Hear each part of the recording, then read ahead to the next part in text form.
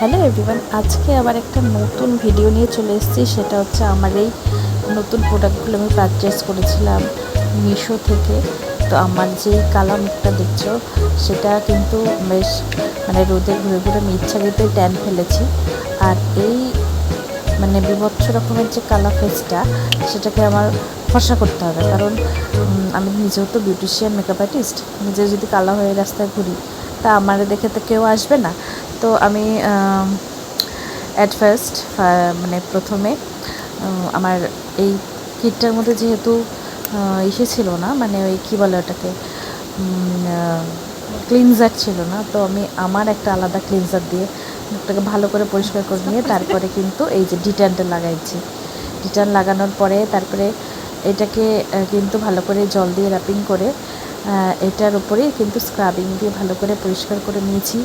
এর ফলে কিন্তু আমার মুখটা অনেকটা বেশি পরিষ্কার হয়ে গেছিলো। আর আমার মেয়ে মাঝে মাঝে ফেস এই যে দেখতেই পাচ্ছ, ও আমার মুছে দিতেছে, উকি মেরে ফেস এই যে ক্যামেরাটার দিকে বারবার করে তাকাচ্ছিল। তো এরপরে আমি এটার মধ্যে এটা হচ্ছে মেনলি ডক্টর রাসেলের কিট।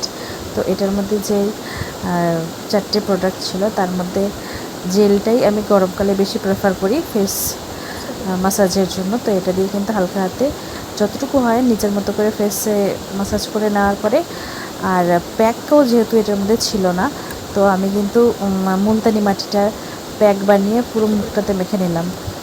আর লাস্টে 5 মিনিট রাখার পরে আমি মুখটাকে ভালো করে ধুয়ে চলে এসেছি। তো দেখতে পাচ্ছ আগের কালা মুখটার থেকে কিন্তু অনেকটা বেশি পরিষ্কার হয়েছে। তো তোমরা অবশ্যই জানাবে, এই দেখো কতটা ক্লিন লাগতেছে আমারে। অবশ্যই জানাবে ভিডিওটা কেমন লাগলো। আর